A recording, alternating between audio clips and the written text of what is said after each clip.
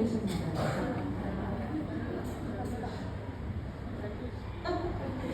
ಸರಿ ಆಯಿತು, ಎರಡು ಮಿಕ್ಸ್ ಮಾಡಿ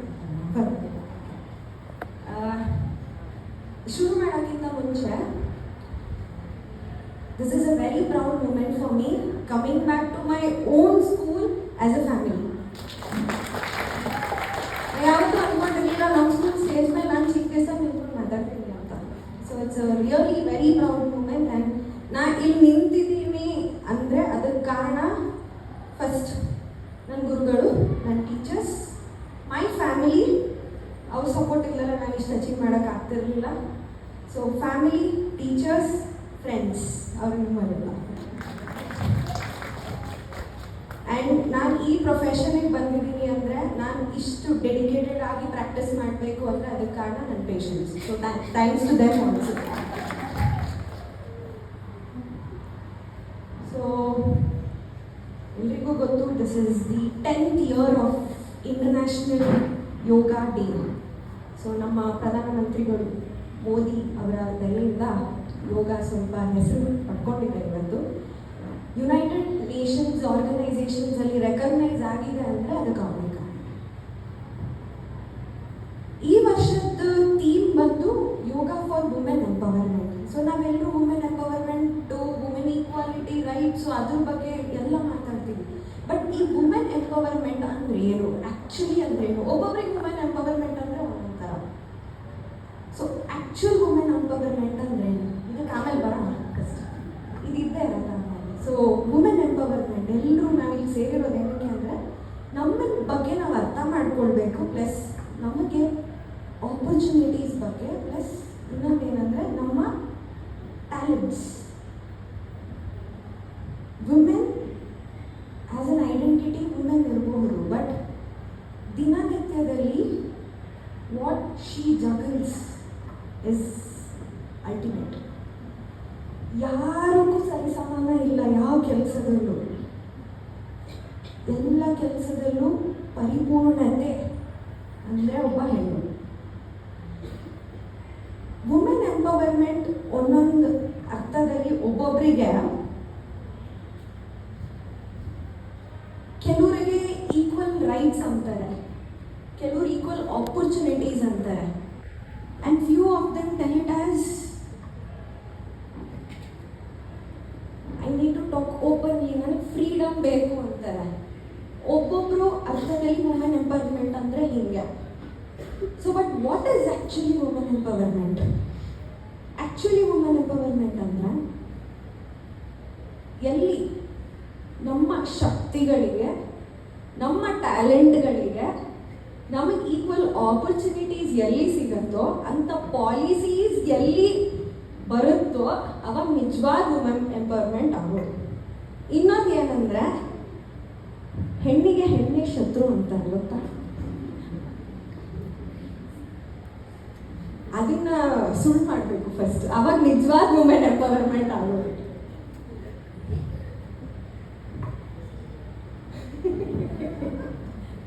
ಈಗ ಎಲ್ಲೋ ಫಂಕ್ಷನ್ಗೆ ಹೋಗಿದ್ದಾಗ ಅವ್ರು ಎಷ್ಟು ಚೆನ್ನಾಗಿರೋ ಸೀರೆ ಉಟ್ಟಿದ್ದಾರೆ, ಆ ಜೆಲಸಿ ಫೀಲಿಂಗ್ ಇದೆಯಲ್ಲ, ನಮ್ಮಲ್ಲಿರೋಷ್ಟು ಹೆಣ್ಮಕ್ಳಲ್ಲಿರೋಷ್ಟು ಜೆಲಸಿ ಫೀಲಿಂಗ್ ಯಾರಲ್ಲೂ ಇಲ್ಲ ಆ್ಯಕ್ಚುಲಿ.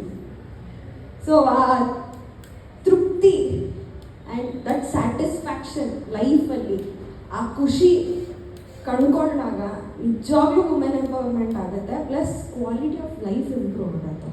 ಏನು ಈ ಕ್ವಾಲಿಟಿ ಆಫ್ ಲೈಫ್ ಅಂದರೆ? ಎಲ್ಲರೂ ನಾವು ಅಂತೀವಿ ಕ್ವಾಲಿಟಿ ಆಫ್ ಲೈಫ್ ಅಂದರೆ ಹೆಲ್ದಿ ಆಗಿರೋದು, ಆರೋಗ್ಯಕರವಾಗಿರೋದು, ಆ್ಯಂಡ್ ಯಾವುದು ಕಾಯಿಲೆಗಳಿಲ್ಲದೆ ಇರೋದು ಅಂತ. ಬಟ್ ಆ್ಯಕ್ಚುಲಿ ಅದು ಕ್ವಾಲಿಟಿ ಆಫ್ ಲೈಫ್ ಅಲ್ಲ. ಆ್ಯಕ್ಚುಲ್ ಕ್ವಾಲಿಟಿ ಆಫ್ ಲೈಫ್ ಇರೋದು happiness. Health is a part of quality of life ಅಷ್ಟೇ ಹೊರತು it is not the only quality of life. Happiness, health, peace of mind ಒಂದು, empowerment, financial stability, education, ಇಷ್ಟೆಲ್ಲ ಇದ್ದಾಗ quality of ಇದೆಲ್ಲ ಒಂದು ಬ್ಯಾಲೆನ್ಸಲ್ಲಿದ್ದರೆ quality of life ಚೆನ್ನಾಗಿರುತ್ತೆ. ಇಲ್ಲಾಂದರೆ ಒಂದಾದರೂ ಇಂಬ್ಯಾಲೆನ್ಸ್ ಆದರೆ ಎಲ್ಲಿ ಇಂಪ್ಯಾಕ್ಟ್ ಆಗುತ್ತೆ? ನಮ್ಮ ಲೈಫ್ ಮೇಲೆ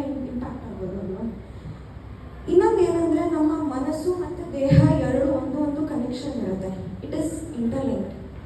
ಎಲ್ಲಾದರೂ ಒಂದು ಕಡೆ ಇಂಬ್ಯಾಲೆನ್ಸ್ ಆದ್ರೂ ಕಾಣಿಸ್ಕೊಳ್ಳೋದು ನಮ್ಮ ಆರೋಗ್ಯದಲ್ಲಿ ಏರುಪೇರಾಗತ್ತೆ, ಇಲ್ಲಾಂದ್ರೆ ಇನ್ನೊಂದು ನೆಮ್ಮದಿ ಇರಲ್ಲ. ಇವಾಗ ಏನಂತೀವಿ, ಸ್ಟ್ರೆಸ್.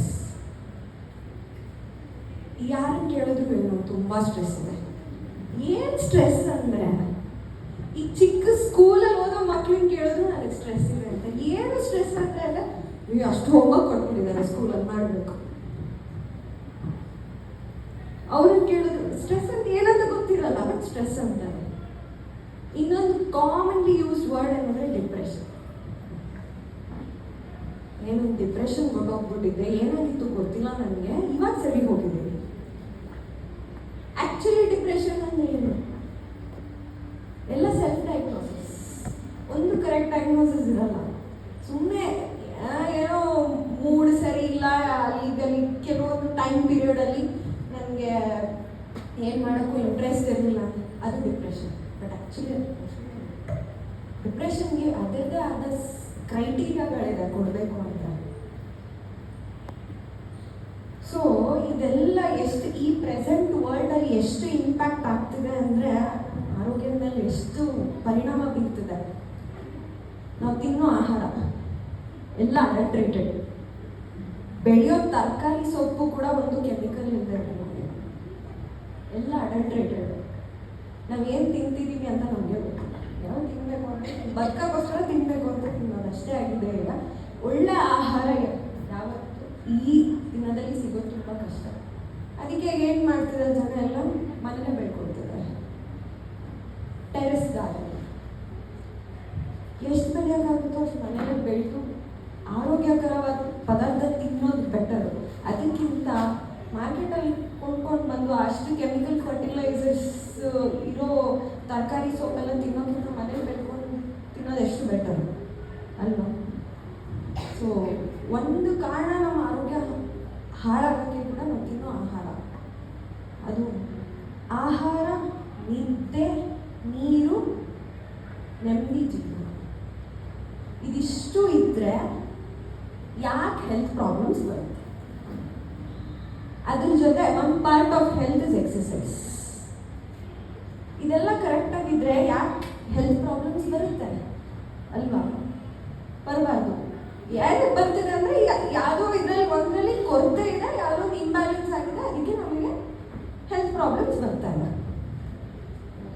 ಸೊ ಇವತ್ತಿನ ಟಾಪಿಕ್ ಇರ್ತಾರೆ. So role of yoga and women's health, quality of life. ಅವ್ರು ಬರೀ ಎಂಪವರ್ಮೆಂಟ್ ಅಂತ ಹೇಳಿದ್ರು, ಬಟ್ ನಾನು ಬರೀ ಎಂಪವರ್ಮೆಂಟ್ ಅಂತ ಆದರೆ ನಾನೇನು ಹೆಲ್ತ್ ಬಗ್ಗೆ ಮಾತಾಡೋಕ್ಕಾಗಲ್ಲ. ಸೊ ಅದಕ್ಕೆ ಎಂಪವರ್ಮೆಂಟ್ ಬೇಕು ಅಂದರೆ ಕ್ವಾಲಿಟಿ ಆಫ್ ಲೈಫ್ ಇರಬೇಕು. ಕ್ವಾಲಿಟಿ ಆಫ್ ಲೈಫ್ ಇರಬೇಕು ಅಂದರೆ ಹೆಲ್ತ್ ಚೆನ್ನಾಗಿದೆ. ಸೊ ಎಲ್ಲದಕ್ಕೂ ಒಂದೊಂದಕ್ಕೊಂದು ಇಂಟರ್ಲಿಂಕ್ಡ್ ಇದೆ. ಸೊ ಅದಕ್ಕೆ ನಾನು 3 ಆಸ್ಪೆಕ್ಟನ್ನು ಕವರ್ ಮಾಡ್ತೀನಿ ಇವತ್ತು. ಓಕೆ, ಸೊ 25 ಜೂನ್ ಎಲ್ರಿಗೂ ಗೊತ್ತಿರೋದ್ರಿಂದ it is international day of yoga. ಈ ವರ್ಷಕ್ಕೆ 10 ವರ್ಷಗಳಾಯಿತು. Okay,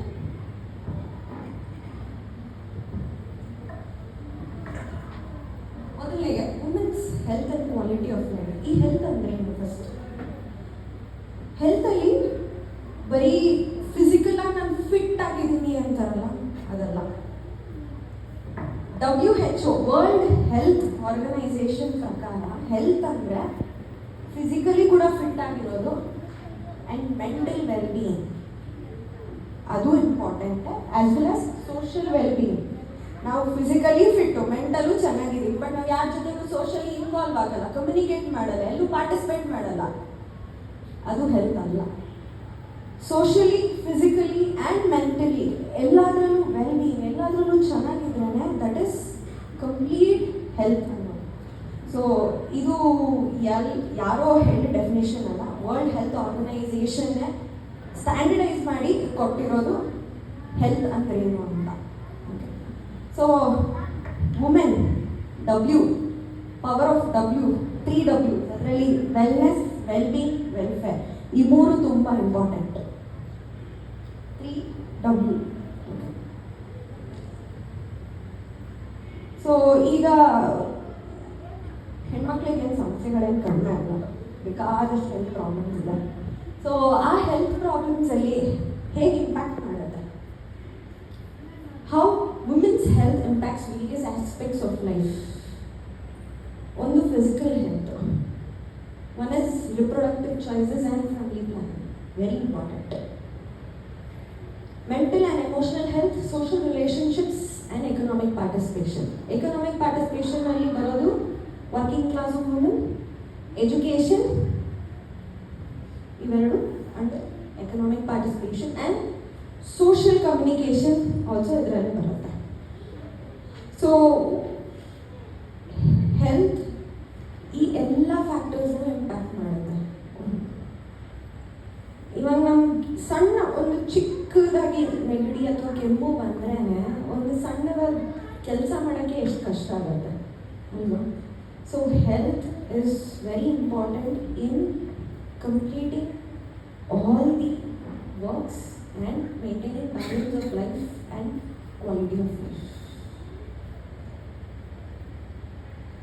So, there are common health issues faced by women general agi. So, adralli ondu is menstrual disorders. It very common agibitide. Nam lifestyle nodidre ನಾವು ತಿನ್ನೋ ಆಹಾರದಲ್ಲಿ ಎಷ್ಟೊಂದು ಜನಕ್ಕೆ ಹಾರ್ಮೋನಲ್ ಇಂಬ್ಯಾಲೆನ್ಸ್ ಇರುತ್ತೆ. So ಅದರಲ್ಲಿ ಎಷ್ಟೋ ಜನ ಇವಾಗ ಮುಂಚೆ ಎಲ್ಲ ಮಗು ದೊಡ್ಡೋಳಾಗ್ತಿದ್ದಾಳೆ ಅಂದರೆ ಏಜ್ ಎಷ್ಟಿತ್ತು ಇವಾಗ 14, 15 ಅಲ್ವಾ? ಈಗ 9 ವರ್ಷ, 10 ವರ್ಷ. ಏನಕ್ಕೆ ಈ ಚೇಂಜಸ್ ಆಗ್ತಾ ಇದೆ? ಸಡನ್ಲಿ ಇಷ್ಟು ಚೇಂಜಸ್ ಆಗ್ತಾ ಇದೆ. ಪ್ಲಸ್ ಮೆನಾಕೆ ಆಗುತ್ತೆ, ಓಕೆ, ಬಟ್ ರೆಗ್ಯುಲರ್ ಆಗಿರುತ್ತಾ? ಇಲ್ಲ, ರೆಗ್ಯುಲರ್ ಇಲ್ಲ. ಸೈಕಲ್ಸ್ ರೆಗ್ಯುಲರ್ ಇಲ್ಲ ಎಷ್ಟೊಂದು ಜನಕ್ಕೆ. PCOD, ಥೈರಾಯ್ಡ್ ಪ್ರಾಬ್ಲಮ್ಸು, ದಿನ ಬೆಳಗಾದರೆ ಕೇಳೋ ಅಂಥ ಕಂಡೀಷನ್ಗಳು. ಏನಿಲ್ಲ ಅಂದರೂ ದಿನಕ್ಕೆ ನಾನು ಕ್ಲಿನಿಕಲ್ಲಿ ಕೂತ್ಕೊಂಡು ನೋಡಿದಾಗ ದಿನಕ್ಕೆ ಏನಿಲ್ಲ ಅಂದರೂ ಒಂದು ಆ್ಯಾವ್ರೇಜ್ ಒಂದು 25 ಪೇಷಂಟ್ಸ್, ಆ್ಯಾವ್ರೇಜ್ 25 ಪೇಷಂಟ್ಸ್ ತೊಗೊಂಡ್ರೆ ಅದರಲ್ಲಿ ಅಟ್ಲೀಸ್ಟ್ ಅರೌಂಡ್ 15 to 20 ಫೀಮೇಲ್ಸ್ ಆಗಿರ್ತಾರೆ. ಆ 15 to 20 ಫೀಮೇಲ್ ಪೇಷಂಟ್ಸಲ್ಲಿ minimum at least 10 to 12 patients are diagnose with menstrual irregularities. ಕರೆಕ್ಟಾಗಿ ಆಗ್ತಿಲ್ಲ, ಹೆವಿ ಬ್ಲೀಡಿಂಗು, ತಿಂಗಳ ಸೈಕಲ್ಸ್ ಕರೆಕ್ಟಾಗಿ ಆಗ್ತಿಲ್ಲ, ಪ್ಲಸ್ ಆದರೆ ಹೆವಿ ಬ್ಲೀಡಿಂಗ್ ಆಗುತ್ತೆ. ಏನು ಮಾಡೋದು? ಇನ್ನೊಂದು ರಿಪ್ರೊಡಕ್ಟಿವ್ ಹೆಲ್ತ್. ಪ್ರೆಗ್ನೆನ್ಸಿ ಕನ್ಫರ್ಮ್ ಆದ ತಕ್ಷಣ ಏನು ಪದಾರ್ಥ ತಿನ್ನಬೇಕು, ಏನು ತಿನ್ನಬಾರ್ದು, ಇತ್ತೀಚೆಗೆ ತುಂಬ ರಿಸ್ಟ್ರಿಕ್ಷನ್ಸ್ ಆಗಿದೆ. ಆ ಕೆಲಸ ಮಾಡಬಾರ್ದು, ಈ ಕೆಲಸ ಮಾಡಬಾರ್ದು, ಜಾಸ್ತಿ ಓಡಾಡಬಾರ್ದು, ಬೆಡ್ ರೆಸ್ಟ್. ಫಸ್ಟ್ ಗೈನಕಾಲಜಿಸ್ಟ್ ಹತ್ರ ಬಂದ ತಕ್ಷಣ ಅಡ್ವೈಸ್ ಮಾಡೋರು ಏನಂದರೆ ಬೆಡ್ ರೆಸ್ಟ್. ಮುಂಚೆ ಎಲ್ಲಿತ್ತು ಬೆಡ್ ರೆಸ್ಟ್? ಎಲ್ಲ ಕೆಲಸ ಮಾಡ್ತಿದ್ರು. ಆ ಎಲ್ಲ ಕೆಲಸ ಮಾಡ್ತಿರೋದ್ರಿಂದನೇ ಅವ್ರಿಗೆ ನಾರ್ಮಲ್ ಡೆಲಿವರಿ ಆಗ್ತಿತ್ತು. ಬ್ಯಾಕ್ ಮಸಲ್ಸ್ ಸ್ಟ್ರಾಂಗ್ ಆಗ್ತಾ ಇತ್ತು ಎಲ್ಲ ಕೆಲಸ ಮಾಡೋದ್ರಿಂದ. ಆ ಬ್ಯಾಕ್ ಮಸಲ್ಸು ಪ್ಲಸ್ ಎಲ್ಲ ಯೂಟ್ರಸ್ ಮಸಲ್ಸ್ ಇರುತ್ತಲ್ಲ, ಅದು ಸ್ಟ್ರಾಂಗ್ ಆದ್ರೇ ನಾರ್ಮಲ್ ಡೆಲಿವರಿ ಆಗೋಕ್ಕೆ ಸಾಧ್ಯ. ಇವಾಗ ಬೆಡ್ ರೆಸ್ಟ್ ಅಂದ ತಕ್ಷಣ ಮಸಲ್ಸ್ ಸ್ಟ್ರೆಂತ್ ಎಲ್ಲಿಂದ ಬರಬೇಕು? ಹೇಳಿ, ಸಿಸೇರಿಯನ್ ಮಾಡೋಣ, ಡೇಟ್ ಫಿಕ್ಸ್ ಮಾಡಿ ಸಿಸೇರಿಯನ್ ಮಾಡ್ತೀವಿ ಅಷ್ಟೇ, ಮುಗೀತಲ್ಲಿ. ಇನ್ನೊಂದು ಎಲ್ಲದನ್ನು ಕೇಳೋದ್ರೆ ಥೈರಾಯ್ಡ್. ನಿಮ್ಗೆ ಏನು ಪ್ರಾಬ್ಲಮ್ ಅಂದರೆ, ಮೇಡಮ್ ನನಗೆ ಥೈರಾಯ್ಡ್ ಪ್ರಾಬ್ಲಮ್ ಇದೆ. ಎಷ್ಟು ವರ್ಷದಿಂದ ಇದೆ? 25 ವರ್ಷದಿಂದ ಇದೆ. ಏನು ಟ್ಯಾಬ್ಲೆಟ್ ತೊಗೊಳ್ತಿದ್ರೆ? ದಿನ ಬೆಳಗ್ಗೆ ಖಾಲಿ ಹೊಟ್ಟೆಲಿ ಒಂದು ಮಾತ್ರೆ ನುಂಗ್ತೀನಿ. ಎಷ್ಟು ವರ್ಷದಿಂದ ನುಂಗ್ತಿದ್ದೀರಾ? 20 ವರ್ಷದಿಂದ ನುಂಗ್ತಾ ಇದ್ದೀನಿ. ಥೈರಾಯ್ಡ್ ಪ್ರಾಬ್ಲಮ್ಸ್ ಇತ್ತೀಚೆಗೆ ತುಂಬ ಜಾಸ್ತಿ ಆಗ್ಬಿಡಿದೆ. ಒನ್ ಮೇನ್ ರೀಸನ್ ಥೈರಾಯ್ಡ್ ಏನಕ್ಕೆ ಬರೋದಂದರೆ ಸ್ಟ್ರೆಸ್ ರಿಲೇಟೆಡ್. ಯಾಕೆ ಸ್ಟ್ರೆಸ್ ರಿಲೇಟೆಡ್ ಅಂದರೆ, ಸ್ಟ್ರೆಸ್ ಏನಕ್ಕೆ ಆಗುತ್ತೆ ಅಂದರೆ, ಈಗ ನಮಗೀಗ ಆಪರ್ಚುನಿಟಿ ಕೊಟ್ಟಾಗ, ಇವಾಗ ನಾವು ಹೆಣ್ಮಕ್ಳು ಕೆಟ್ಟ ಅಭ್ಯಾಸ ಏನಂದರೆ, ಎಲ್ಲ ಒಬ್ಬರೊಳಗೆ ಇಟ್ಕೊಂಡು ಹೇಳ್ಕೊಳ್ದಲೆ ಅವ್ರಿಗೂ ಸ್ಟ್ರೆಸ್ ಮಾಡಿಕೊಂಡು ಎಲ್ರಿಗೂ ಸುತ್ತಮುತ್ತ ಇರೋ ಸ್ಟ್ರೆಸ್ ಕೊಟ್ಟು ಹೆಲ್ತ್ ಪ್ರಾಬ್ಲಮ್ ಬರ್ಸ್ಕೊಳ್ಳೋದು. So one of the main reasons for thyroid problems ಅಂದರೆ it is stress related. ಎಲ್ಲರೂ ಅಯೋಡಿನ್ ಡೆಫಿಷಿಯನ್ಸಿ ಹಂಗೆ ಅಂತಾರೆ. ಅಯೋಡಿನ್ ಡೆಫಿಷಿಯನ್ಸಿ ಒಂದು is one of the factors ಅಷ್ಟೇ, ಬಟ್ ಮೇನ್ ಕಾರಣ ಏನಲ್ಲಿ ಥೈರಾಯ್ಡ್ ಗ್ಲ್ಯಾಂಡು ಇಲ್ಲಿರೋದು ಫಸ್ಟ್ ಯಾವಾಗಿಂದ ಫಂಕ್ಷನಿಂಗ್ ಸ್ಟಾರ್ಟ್ ಆಗುತ್ತೆ ಅಂದರೆ, ಒಂದು ಮಗು ತಾಯಿ ಗರ್ಭದಲ್ಲಿ ಇದ್ದಾಗಲೇ ಅದರ ಫಂಕ್ಷನಿಂಗ್ ಸ್ಟಾರ್ಟ್ ಆಗುತ್ತೆ. ಅದು ಥೈರಾಯ್ಡ್ ಗ್ಲ್ಯಾಂಡ್ ಸರಿ ಫಂಕ್ಷನ್ ಆದ್ರೇನೆ ಮಗು ಬೆಳವಣಿಗೆ, ಬ್ರೈನ್ ಡೆವಲಪ್ಮೆಂಟ್ ಸರಿ ಆಗೋದು. ಇಲ್ಲ ಅಂದರೆ ಈಗ ನಾವು ಯಾಕೆ ಮಕ್ಳಿಗೆ ತುಂಬ ಜನ ಇತ್ತೀಚೆಗೆ ನೋಡ್ತಾ ಇರೋ ಕೇಸಸಲ್ಲಿ ಗ್ರೋತ್ ರಿಟಾರ್ಡೇಷನ್ ಅಂತೀವಿ, ಆಟಿಸಮ್ ಅಂತೀವಿ, ADHD ಅಂತೀವಿ, ಡೆವಲಪ್ಮೆಂಟಲ್ ಡಿಸಾರ್ಡರ್ಸ್ ಅಂತೀವಿ, ಡೌನ್ ಸಿಂಡ್ರೋಮ್ ಅಂತೀವಿ, ಹೇಳ್ತಾ ಹೋದ್ರೆ ಬೇಕಾದಷ್ಟಿದೆ. ಇದಕ್ಕೆ ಕಾರಣ one of the reasons is mother's pregnancy history ತಗೊಂಡಾಗ ನಾವು ಅದರಲ್ಲಿ ಏನೋ ಒಂದು ಸ್ಟ್ರೆಸ್ ರಿಲೇಟೆಡ್ ಇನ್ಸಿಡೆಂಟ್ ಇರುತ್ತೆ. ಇನ್ನೊಂದು ಕಾರಣ ಆಗಿರಬಹುದಾದಂಥ ಕಾರಣ ಏನಂದರೆ ಥೈರಾಯ್ಡ್ ರಿಲೇಟೆಡ್ ಇಶ್ಯೂ ಇರುತ್ತೆ. ಸೊ ಕಾಮನ್ಲಿ ಇತ್ತೀಚೆಗೆ ನಾವು ನೋಡೋವಂಥದ್ದು ಇಸ್ ಥೈರಾಯ್ಡ್ ಪ್ರಾಬ್ಲಮ್ಸ್. ಇನ್ನೊಂದು next one is obesity. Very common ಈಗ ವೆಯ್ಟ್ ಗೇನ್, ಒಬೆಸಿಟಿ. ಏನಕ್ಕೆ ಒಬೆಸಿಟಿ ಆಗ್ತಾ ಇದೆ? First okay, correct. ಇನ್ನೊಂದು ಅದಲ್ಲೇ ಬಂದ್ಬಿಡುತ್ತೆ.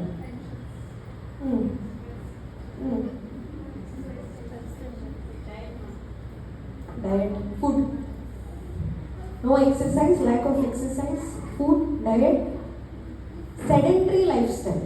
ಒಂದೇ ಕಡೆ ಕೂತು ಕೆಲಸ ಮಾಡೋದು, ಎದ್ದು ಓಡಾಡಲ್ಲ, ಎಲ್ಲರೂ ಸೋಂಬೇರಿ, ಒಂದೇ ಕಡೆ ಕೂತು ಕೆಲಸ ಮಾಡೋದು. ಕರೆಕ್ಟ್ ಅಲ್ವಾ? ಈಗಿನ ಪ್ರೊಫೆಷನಲ್ಲಿ ನೋಡಿದ್ರೆ ಇಂಜಿನಿಯರ್ಸ್, ಡಾಕ್ಟರ್ಸ್, ನಾವು ಕೂಡ ಅಷ್ಟೇ ಒಂದೇ ಕಡೆ ಕೂತ್ಕೊಂಡು ಕೆಲಸ ಮಾಡೋದು. ನಮ್ಮದು ಫಿಸಿಕಲ್ ಆ್ಯಕ್ಟಿವಿಟಿ ಇಲ್ಲ ಆ್ಯಕ್ಚುಲಿ. ಇಂಜಿನಿಯರ್ಸ್, ಡಾಕ್ಟರ್ಸ್ ಹಾಗಂತ ಹಂಗೆ ನೋಡಿದ್ರೆ ವೆರಿ ಎನರ್ಜೆಟಿಕ್, ಯಾವಾಗಲೂ ನಡ್ಕೊಂಡಿದ್ರೆ ಟೀಚರ್ಸ್.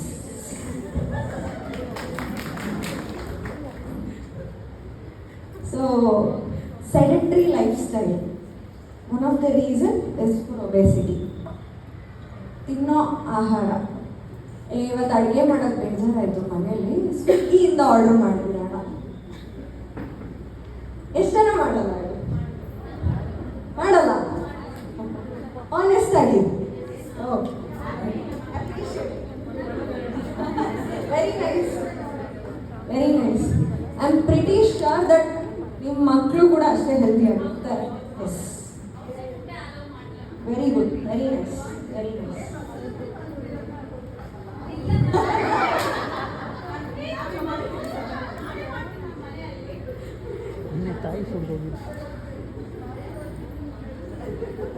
ಓಕೆ, ಲೈಫ್ ಸ್ಟೈಲ್, ನಾವು ತಿನ್ನೋ ಆಹಾರ ಪದಾರ್ಥ ಮತ್ತು ಒಂದೇ ಎಕ್ಸಸೈಸ್ ಇಲ್ಲದೆ ಇರೋದು, ಅವೆಲ್ಲ ಒಬೆಸಿಟಿ. ಇನ್ನೊಂದು ಹಾರ್ಮೋನಲ್ ಇಂಬ್ಯಾಲೆನ್ಸ್, ಅದು ಕೂಡ ಒಬೆಸಿಟಿ ಕಮ್ಮಿ ಮಾಡುತ್ತೆ. ಥೈರಾಯ್ಡ್ ಆಗಲಿ, PCOD ಆಗಲಿ, ಬೇರೆ ಹಾರ್ಮೋನಲ್ ಇಂಬ್ಯಾಲೆನ್ಸ್ ಇದ್ದರೆ ಅದು ಕೂಡ ಒಬೆಸಿಟಿಗೆ ಕಾರಣವಾಗುತ್ತೆ. ಆಟೋ ಇಮ್ಯೂನ್ ಡಿಸೀಸಸ್ ಇತ್ತೀಚೆಗೆ ಜಾಸ್ತಿ ಆಗ್ತಾರೆ. ಆಟೋ ಇಮ್ಯೂನ್ ಡಿಸೀಸ್ ಅಂದರೆ ಸಿಂಪಲ್ ಆಗಿ ಆಟೋ ಇಮ್ಯೂನ್ ಡಿಸೀಸ್ ಅಂತ ಎಕ್ಸ್ಪ್ಲೈನ್ ಮಾಡಬೇಕಂದ್ರೆ, ಇವಾಗ ನಮ್ಮ ಬಾಡಿಲಿ ಇಮ್ಯುನಿಟಿ ಸಿಸ್ಟಮ್ ಇರುತ್ತೆ ಅಲ್ವಾ? ರೋಗ ನಿರೋಧಕ ಶಕ್ತಿ ಇರುತ್ತೆ, ರೋಗ ತಡೆಯೋ ಶಕ್ತಿ ಇರುತ್ತೆ. ಆಟೋ ಇಮ್ಯೂನ್ ಡಿಸೀಸಸಲ್ಲಿ ಏನಾಗುತ್ತೆ ಅಂದರೆ, ನಮ್ಮ ಓನ್ ಬಾಡಿ ಆ ಡಿಸೀಸ್ನ ಫೈಟ್ ಮಾಡೋದು ಬಿಟ್ಟು ಅದ್ರ ಜೊತೆ ಸೇರಿಕೊಂಡು ನಮ್ಮ ಬಾಡಿ ಹಾಳು ಮಾಡೋದು. ಸಿಂಪಲ್ ಆಗಿ ಹೇಳಬೇಕಂದ್ರೆ ಇದೆ ಆಟೋ ಇಮ್ಯೂನ್ ಡಿಸೀಸಸ್. ಇತ್ತೀಚೆಗೆ ಆಟೋ ಇಮ್ಯೂನ್ ಡಿಸೀಸಸ್ ಜಾಸ್ತಿ ಆಗ್ತಾ ಇದೆ, ಎಸ್ಪೆಷಲಿ ಆಫ್ಟರ್ ಕೋವಿಡ್. ಆ್ಯಂಡ್ ರೀಸೆಂಟಾಗಿ ನ್ಯೂಸ್ ಪೇಪರ್ ಆರ್ಟಿಕಲ್ಸ್ ಸಹ ನೋಡಿದ್ವಿ ದಟ್ ಕೋವಿಡ್ ವ್ಯಾಕ್ಸಿನ್ ತೊಗೊಂಡಾದ್ಮೇಲೆ ತುಂಬ ಜನಕ್ಕೆ ಹಾರ್ಟ್ ಅಟ್ಯಾಕ್ ಒಂದೇ ಅಲ್ಲ, ಥೈರಾಯ್ಡ್ ಪ್ರಾಬ್ಲಮ್ ಸ್ಟಾರ್ಟ್ ಆಗಿದೆ, hypertension, BP problem start ಆಗಿದೆ. ಇನ್ನೊಂದೇನೆಂದರೆ ಮೆನ್ಸ್ಟ್ರಲ್ ಇರ್ರೆಗ್ಯುಲಾರಿಟಿ ಸ್ಟಾರ್ಟ್ ಆಗಿದೆ. ಇನ್ನೊಂದು ಏನಂದರೆ autoimmune diseases. Autoimmune ಡಿಸೀಸಸಲ್ಲಿ ಕಾಮನ್ ಅಂದರೆ GB ಸಿಂಡ್ರೋಮ್ ಅಂತೀವಿ ನಾವು, ಗುಲಿಯನ್ ಬ್ಯಾರೆ ಸಿಂಡ್ರೋಮ್ ಅಂತ. ಅಂದರೆ ಪ್ಯಾರಾಲಿಸಿಸ್ ಥರ, ಮಸಲ್ಸ್ ಸ್ವಾಧೀನ ಕಳ್ಕೊಳ್ಳುತ್ತೆ. ಸೊ ಒನ್ ಸೈಡ್ ಆಗುತ್ತೆ. ಸೊ ತುಂಬ ಜನಕ್ಕೆ ಈ ಆಟೋಮ್ಯೂನ್ ಡಿಸೀಸಸ್ ಟ್ರಿಗರ್ ಆಗಿದೆ. ಇನ್ನೊಂದು ಕಾರಣ, ಮುಂಚೆ ಏನಕ್ಕೆ ಆಟೋಮ್ಯೂನ್ ಡಿಸೀಸಸ್ ಬರ್ತಿತ್ತು ಅಂದರೆ ಸ್ಟ್ರೆಸ್ ರಿಲೇಟೆಡು, ಫ್ಯಾಮಿಲಿ ಹಿಸ್ಟ್ರಿ ಇದ್ರೆ, ಇನ್ನೊಂದು ಜೆನೆಟಿಕ್. ಫ್ಯಾಮಿಲಿ ಹಿಸ್ಟ್ರಿ ಇದ್ರೆ ಇನ್ನೊಂದು ಸ್ಟ್ರೆಸ್. ಕಾರ್ಡಿಯೋವ್ಯಾಸ್ಕ್ಯುಲರ್ ಡಿಸೀಸಸ್, ಹಾರ್ಟಿನ ತೊಂದರೆಗಳು. ಇತ್ತೀಚೆಗೆ ಮುಂಚೆ ನಾವು ನೋಡ್ತಿದ್ವಿ ಹಾರ್ಟ್ ಅಟ್ಯಾಕ್ ಅಂದರೆ ಏನೋ 60 ವರ್ಷ 70 ವರ್ಷ 80 ವರ್ಷ ಆಗಿತ್ತು, ಪರವಾಗಿಲ್ಲ ಅನ್ಬೋದು. ಇತ್ತೀಚೆಗೆ ನೀವೆಲ್ಲ 23 ವರ್ಷ ಲೈಫ್ ಕೇಸ್ ನಾನೇ ನೋಡಿದೆ. 23 ವರ್ಷ ಒಂದು ಎಕ್ಸ್ಪೀರಿಯನ್ಸ್ ನಂದು. ನಾನು KC ಜನರಲ್ ಹಾಸ್ಪಿಟಲಲ್ಲಿ ನನ್ನ ಇಂಟರ್ನ್ಶಿಪ್ ಹೌಸ್ ಸರ್ಜನ್ ಮಾಡ್ತಾ ಇದ್ದಾಗ ಇದರಲ್ಲಿ ಎಮರ್ಜೆನ್ಸಿ ವಾರ್ಡಲ್ಲಿ ಇದ್ದೆ ನಾನು. ರಾತ್ರಿ ನೈಟ್ ಡ್ಯೂಟಿ ಮಾಡ್ತಿದ್ದೆ, 1 ಗಂಟೆನೋ ಆಗಿತ್ತು. ಸಡನ್ ಒಂದು 23 ವರ್ಷದ ಹುಡುಗನ ಸ್ಟ್ರೆಚರಲ್ಲಿ ಕರ್ಕೊಂಡು ಬಂದರು. ಮೇಡಮ್ ರೆಸ್ಪಾಂಡ್ ಮಾಡ್ತಾ ಇಲ್ಲ, ಏನಾಗಿದೆ ಗೊತ್ತಿಲ್ಲ. ಏನಾಯಿತು? ಗ್ರೌಂಡಲ್ಲಿ ಹೀಗೆ ಫುಟ್ಬಾಲ್ ಆಡ್ತಿದ್ವಿ ಸಾಯಂಕಾಲ, ಸಡನ್ನಾಗಿ ಕೊಲಾಪ್ಸ್ ಆಗಿಬಿಟ್ಟು.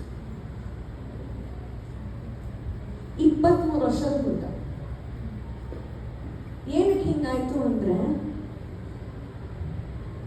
ಒಂದು ಲೈಫ್ ಸ್ಟೈಲ್, ತಿನ್ನೋ ಆಹಾರ ಪದಾರ್ಥ, ದಿನ ಹೊರಗಡೆ ಊಟ, ಕೆಲಸದ ಮೇಲೆ ಹೋಗ್ತಿದ್ರೆ. ನಮ್ಮ ಈಗ ನಾವು ಎಲ್ಲರೂ ಕೇಳಿದ್ರೆ ನೀವು ಏನು ಎಕ್ಸಸೈಸ್ ಮಾಡ್ತೀರ ಅಂದರೆ, ಮೇಡಮ್ ನಾವು ಜಿಮ್ಮಿಗೆ ಹೋಗ್ತೀವಿ, ಅದೊಂದು ಟ್ರೆಂಡ್ ಆಗ್ಬಿಟ್ಟಿದೆ ಈಗ, ಜಿಮ್ಮಿಗೆ ಹೋಗ್ತೀವಿ. ಏನು ಮಾಡ್ತೀರಾ ಜಿಮ್ಮಲ್ಲಿ ಅಂದರೆ, ಮೇಡಮ್ ಅವ್ರು ಏನೇನೋ ಎಕ್ಸಸೈಸಸ್ ಮಾಡಿಸ್ತಾರೆ ಜಿಮ್ಮಲ್ಲಿ. ಜಿಮ್ ಹೋಗಬಾರ್ದು ಅಂತಿಲ್ಲ, ಬಟ್ ಕರೆಕ್ಟಾಗಿ ಏನು ಮಾಡಬೇಕು ಅನ್ನೋದು ಗೊತ್ತಿರಬೇಕು. ಫಸ್ಟ್ ಸುಮ್ಮನೆ ಹೋಗಿ ಮಾಡೋದಲ್ಲ, ಕರೆಕ್ಟಾಗಿ ನಾವು ಏನು ಮಾಡಬೇಕು, ಕರೆಕ್ಟಾಗಿ ನಿಮ್ಮ ಬಾಡಿ ನೇಚರಿಗೆ ಏನು ಮಾಡಬೇಕು ಅಂತ ಗೊತ್ತಿರಬೇಕು. ಇತ್ತೀಚೆಗೆ ಹಾರ್ಟ್ ಪ್ರಾಬ್ಲಮ್ಗಳ ಜಾಸ್ತಿ ಆಗಿದೆ. ಮುಂಚೆ ನಾವು ಓದ್ತಿರುವಾಗ ನಮ್ಮ ಮೆಡಿಕಲ್ ಟೆಕ್ಸ್ಟ್ ಬುಕ್ಕಲ್ಲೆಲ್ಲ ಇರ್ತಿತ್ತು, the prevalence of cardiovascular diseases is more in males and compare to females ಅಂತ. ನಾವು ಇದಕ್ಕೆ ಯಾಕೆ ಇನ್ಇಕ್ವಾಲಿಟಿ? ಬರೀ ಹಾರ್ಟ್ ಪ್ರಾಬ್ಲಮ್ ಯಾಕೆ ಮೇಲ್ಸಿಗೆ ಬರಬೇಕು, ಫೀಮೇಲ್ಸಿಗೆ ಯಾಕೆ ಬರಲ್ಲ? ಇತ್ತೀಚೆಗೆ ಏನಾಗೋಗಿದೆ, ಚೇಂಜ್ ಮಾಡಿದಾರಲ್ಲ ಇನ್ನು, the prevalence of cardiovascular diseases is equal in both males and females. ಕಾರಣ ಲೈಫ್ ಸ್ಟೈಲ್. ಇನ್ನೊಂದು ಕಾಮನ್ ಪ್ರಾಬ್ಲಮ್ ಎಲ್ಲರೂ ಬರೋದಿಲ್ಲ, ಏನು? ಆರ್ಥ್ರೈಟಿಸ್ ತುಂಬ ಹೈ ಲೆವೆಲ್ ಆಯಿತು. ಸಿಂಪಲ್ ಆಗಿ ಹೇಳಿ first. Knee pain, joint pain, yes, okay, ತುಂಬ ಕಾಮನ್ ಆಗಿಬಿಟ್ಟಿದೆ ಇತ್ತೀಚೆಗೆ. ಜಾಯಿಂಟ್ ಪೇನ್ಸು, ನಂಗೆ ಅಲ್ಲಿ ಮಂಡಿ ನೋವು, ಶೋಲ್ಡರ್ ನೋವು, hip pain, back pain.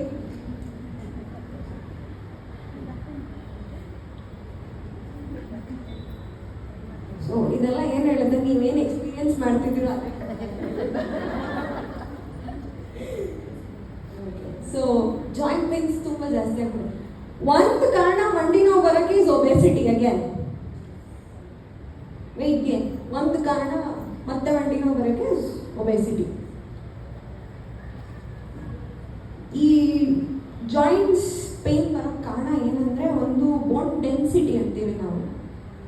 Bone density ಕಡಿಮೆ ಆಗ್ತಾ ಬರುವಾಗ ಆ್ಯಂಡ್ ಕ್ಯಾಲ್ಶಿಯಂ ಲೆವೆಲ್ಸ್ ಕಡಿಮೆ ಆಗ್ತಾ ಬಂದಾಗ ಅದಕ್ಕೆ ಏನು ಮಾಡ್ತಾರೆ ಈಗ, ಅದನ್ನ ಎಕ್ಸಸ್ ಆಗಿ ತೊಗೊಂಡ್ರೆ ಏನಾಗುತ್ತೆ ಅಂತ ಯಾರು ಹೇಳಲ್ಲ ಅಲ್ಲ. ನಿಮಗೆ ಕ್ಯಾಲ್ಶಿಯಂ ಕಡಿಮೆ ಇದೆ, ಕ್ಯಾಲ್ಶಿಯಂ ತೊಗೊಳ್ಳಿ, ದಿನ ಒಂದೊಂದು ಕ್ಯಾಲ್ಶಿಯಂ ಟ್ಯಾಬ್ಲೆಟ್ ನುಂಗಿ. ನೀರು ತೊಗೊಳ್ತೀರ ಬೇರೆಯವರು? ನಂಗೆ ಗೊತ್ತಾಯ್ತು ನೀವು ತುಂಬ ಹೆಲ್ದಿ ಲೈಫ್ ಸ್ಟೈಲಲ್ಲಿ ಇದ್ದೀರಾ ಅಂತ. ಸೊ ಆ ಕ್ಯಾಲ್ಶಿಯಂ ಟ್ಯಾಬ್ಲೆಟ್ಸ್ನ ಎಕ್ಸೆಸಿವ್ ಆಗಿ ತೊಗೊಂಡ್ರೆ ಏನಾಗುತ್ತೆ ಅಂತ ಯಾರು ಹೇಳೋಲ್ಲ.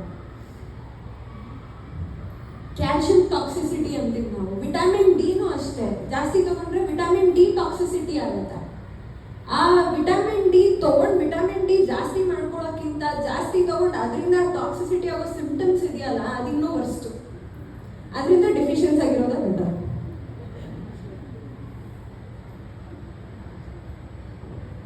So calcium supplement, vitamin D supplement, vitamin B supplement ಒಂದೊಂದು ಬಾಕ್ಸ್ ದಿನ ಒಂದೊಂದು ಟ್ಯಾಬ್ಲೆಟ್ ನುಂಗಿ. ಊಟಕ್ಕಿಂತ ಜಾಸ್ತಿ ಬರೀ ಇತ್ತೀಚೆಗೆ ಅರ್ಧ ಹೊಟ್ಟೆ ಬರೀ ಮಾತ್ರೆಗಳಲ್ಲೇ ತುಂಬಿಸ್ಕೊಳ್ಳೋದಾಗಿದೆ ನಮ್ಮ ಜೀವನ. ನೆಕ್ಸ್ಟ್ ವೆರಿ ಕಾಮನ್ ಈ ನಡುವೆ ತುಂಬ ಪ್ರಾಮಿನೆಂಟ್ ಆಗಿರೋದು ಅಂದರೆ ಕ್ಯಾನ್ಸರ್ಸ್. ಎಲ್ಲಿ ನೋಡಿದ್ರು ಹೆಂಗೆ ಸತ್ರು ಅಂದರೆ ಕ್ಯಾನ್ಸರ್ ಸತ್ತು. ಎಸ್ಪೆಷಲಿ ಹೆಣ್ಮಕ್ಳಲ್ಲಿ ಕಂಡು ಬರುವಂಥ ಕ್ಯಾನ್ಸರ್ಸ್ ಅಂದರೆ ಇದು breast cancer and cervical cancer. ಈಗ ಅದೇನೋ ವ್ಯಾಕ್ಸಿನ್ ಬಂದಿದೆ ಅಂತ ಸರ್ವೈಕಲ್ ಕ್ಯಾನ್ಸರ್ಗೆ 12 ವರ್ಷದೊಳಗೆ ಕೊಡಿಸ್ಬೇಕು ಅಂತ. ಬಟ್ ಅದು ಎಷ್ಟು ಎಫೆಕ್ಟಿವ್ ಇದೆ, ಅದರಿಂದ ಆಗಿರೋ ಸೈಡ್ ಎಫೆಕ್ಟ್ಸೇ ಜಾಸ್ತಿ ಹೊತ್ತು ಅದರಿಂದ I can comment on that also. So ಇತ್ತೀಚೆಗೆ ಕ್ಯಾನ್ಸರ್ಸ್ ಅನ್ನೋದು ಜಾಸ್ತಿ ಇದೆ.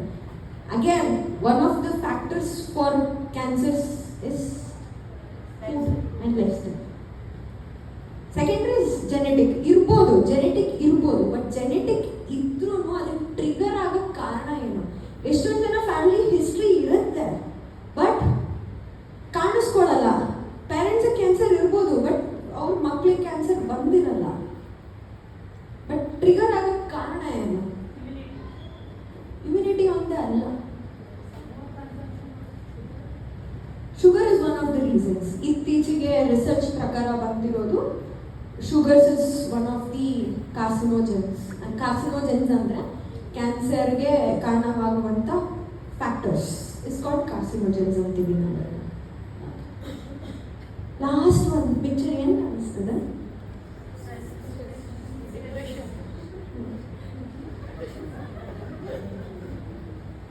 ಇದು ಒಂದು ಕಾಮನ್ ಹೆಲ್ತ್ ಇಶ್ಯೂ ಆಗ್ಬಿಟ್ಟಿದೆ. ಮುಂಚೆ ಇರಲಿಲ್ಲ ಇದಿಷ್ಟು, ಯಾರಿಗೂ ಗೊತ್ತಿರಲಿಲ್ಲ. ಸೈಕಾಲಜಿ ಅಂದ್ರೆ ಏನು, ಕೌನ್ಸಿಲಿಂಗ್ ಅಂದ್ರೆ ಏನು, ಯಾರಿಗೂ ಗೊತ್ತಿರಲಿಲ್ಲ. ಇತ್ತೀಚೆಗೆ it is the common term which is used by everyone on daily basis. ನಾನು ಕೌನ್ಸಿಲಿಂಗ್ ಹೋಗಬೇಕು, ನಂಗೆ ಹಂಗಾಗಿದೆ. So depression, anxiety starts with anxiety. Anxiety starts with stress, anxiety, all in a cycle. Depression is highest level. Depression and schizophrenia ಬೇಕಾದಷ್ಟಿದೆ. Okay, so ಇವೆಲ್ಲ ಒಂದಿಷ್ಟು common health issues what women face in today's world. So ಇದಕ್ಕೆ ಹೋಗೋಕ್ಕಿಂತ ಮುಂಚೆ ನಮ್ಮ life style ಹಂಗಿದೆ. It is very fast paced. ಓಡ್ತಾ ಇರಬೇಕು, ಟೈಮ್ ಇಲ್ಲ. ರೋಬೋಸ್ ಥರ ಬೆಳಗ್ಗೆ 7 ಕೆಲಸ ಮುಗಿಸು, ಕೆಲ್ಸಕ್ಕೆ ಹೋಗ್ಬಾ, ಮತ್ತೆ ಸಾಯಂಕಾಲ ಮನೆಗೆ ಬಾ, ಕೆಲಸ ಮಾಡು, ಅದು ಮಾಡು, ಇದು ಮಾಡು, ಆ ಸ್ಟ್ರೆಸ್ಸು ಈ ಸ್ಟ್ರೆಸ್ಸು ಇದೇ ಆಗ್ಬಿಟ್ಟಿದೆ. So it is a very robotic life. ಒಂಚೂರು ಏರುಪೇರು ಆದ್ರೂ ಸ್ಟ್ರೆಸ್ ಆಗ್ಬಿಡುತ್ತೆ, ಆಂಗ್ಸೈಟಿ ಸ್ಟಾರ್ಟ್ ಆಗುತ್ತೆ. ಹಂಗಾಗ್ಬಾರ್ದಿತ್ತು, ಹಿಂಗಾಗ್ಬಾರ್ದಿತ್ತು ಅಂತ. So today's fast paced world requires lot of attention and concerns pertaining to health and quality of life. Okay. So, ಇವತ್ತಿನ main topic ಯೋಗ. ನಿಮ್ಮ ಪ್ರಕಾರ ಯೋಗ ಅಂದ್ರೇನು? It's a lifestyle. Okay, yes.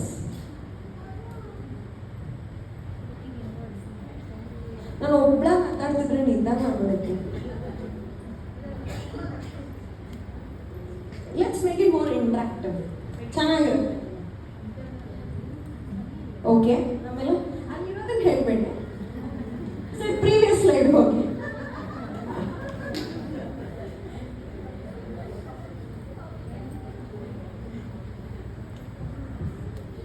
Relaxation to mind and body. Okay, next. It's a kind of exercise. Peace of mind. Okay. It's a kind of exercise. Okay, then.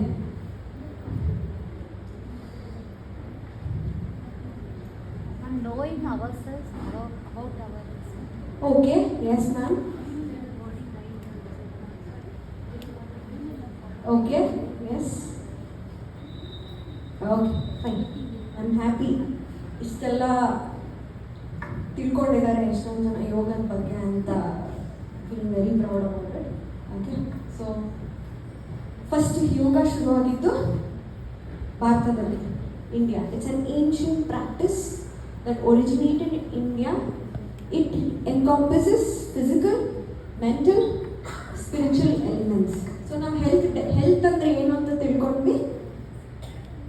Physical, mental, social. It includes in yes okay the term yoga ಎಲ್ಲಿಂದ ಬಂತು ಈ ಯೋಗ ಅನ್ನೋ ಪದ ಅದು ಒಂದು ಸಂಸ್ಕೃತ ಪದ yoga comes from the Sanskrit word and signifies the union of body and consciousness, symbolizing their harmonious connection. ನಾನು ನಿಮಗೆ ಹೇಳಿದೆ ಮುಂಚೆ ಮನಸ್ಸು ದೇಹ ಎರಡು ಒಂದೇ ಎಂಟಿಟಿ ಅಂತ. So the connection between the mind and the body, that is the soul, which helps in the connection, is yoga. So in today's fast-paced world, yoga offers a holistic health approach to health and well-being, and especially women who juggle with their works.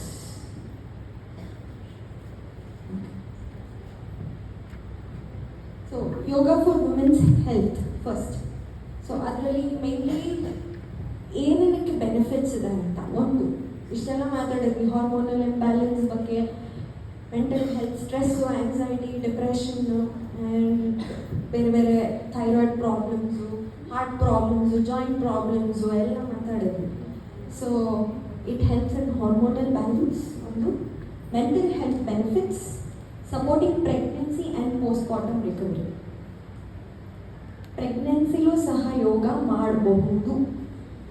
ಕೆಲವೊಂದು ಆಸನಗಳು, ಕೆಲವೊಂದು postures, it is very helpful during pregnancy. ಕೆಲವೊಂದು ಆಸನಗಳು ಇದೆ, ಅದು sir ತಿಳಿಸ್ಕೊಡ್ತಾರೆ. ಆಮೇಲೆ baby ಪೊಸಿಷನಲ್ಲಿ ಇಲ್ಲ ಅಂತಾರೆ, ಅಂದರೆ ತಲೆ ಕೆಳಗೆ ಬಂದಿಲ್ಲ ಅಂತಾರೆ. ಕೆಲವೊಂದು ಪೋಸ್ಚರ್ಸ್ ಮಾಡೋದ್ರಿಂದ ಬೇಬಿ ಪೊಸಿಷನಿಗೆ ಬಂದು ನಾರ್ಮಲ್ ಡೆಲಿವರಿ ಕೂಡ ಆಗುತ್ತೆ, and it is research proved. ಇನ್ನೊಂದು, ಡೆಲಿವರಿ ಆದಮೇಲೆ ಎಕ್ಸಸೈಸ್ ಮಾಡಬೇಕು. ಅದರಲ್ಲಿ ಯೋಗ ಮಾಡೋದ್ರಿಂದ ಏನಾಗುತ್ತೆ, ಲೂಸ್ ಆಗಿರೋ ಮಸಲ್ಸ್ ಟೈಟ್ನೆಸ್ ಬರುತ್ತೆ, ಸ್ಟ್ರೆಂತ್ ಆಗುತ್ತೆ. ಇನ್ನೊಂದು ಕಾಮನ್ ಪ್ರಾಬ್ಲಮ್ ಪ್ರೆಗ್ನೆನ್ಸಿ ಅಥವಾ ಡೆಲಿವರಿ ಆದಮೇಲೆ what women experiences incontinence of urine. ಕೆಮ್ಮಿದ್ರೆ, ಸ್ನೀಸ್ ಮಾಡಿದ್ರೆ, ಜೋರಾಗಿ ಎಕ್ಸೈಟ್ ಆದರೆ ಡ್ರಾಪ್ಸ್ ಆಫ್ ಯೂರಿನ್ ಪಾಸ್ ಆಗುತ್ತೆ ಅಂತ ಹೇಳ್ತಾರೆ ಎಷ್ಟೊಂದು ಜನ. ಅದಕ್ಕೆ ಕಾರಣ ಏನು? That is weakness of the muscles basically. So pregnancy and delivery is something God gifted to women, and it is a natural process. But ಅದು ಆದಮೇಲೆ ನಮ್ಮ ಬಾಡಿನ ಹೇಗೆ ಮೇಂಟೈನ್ ಮಾಡಬೇಕು, how will we get back to that fitness? ಪ್ರೆಗ್ನೆನ್ಸಿಗಿಂತ ಮುಂಚೆ ಇದು fitness, pregnancy ಆದಮೇಲೆ ಇರಲ್ಲ. ಎಷ್ಟೊಂದು ಜನ ಹೆಣ್ಮಕ್ಳಿಗೆ ಸುಸ್ತು, back pain, weakness, weight gain ಎಲ್ಲ ಇರುತ್ತೆ. ಯಾಕೆ ಅಂದರೆ ಡೆಲಿವರಿ ಆದಮೇಲೆ ಎಕ್ಸಸೈಸ್ ಮಾಡಲ್ಲ ಯಾರು, ಕರೆಕ್ಟ್ ಡಯಟು ಎಕ್ಸಸೈಸ್ ಯಾರು ಮಾಡಲ್ಲ. ಅದಕ್ಕೋಸ್ಕರ ಅದೆಲ್ಲ ಫಾಲೋ ಮಾಡಿದ್ರೆ ಮುಂಚೆ ಥರ ಯಾಕೆ ಆಗಲ್ಲ? ಆಗಲ್ಲ.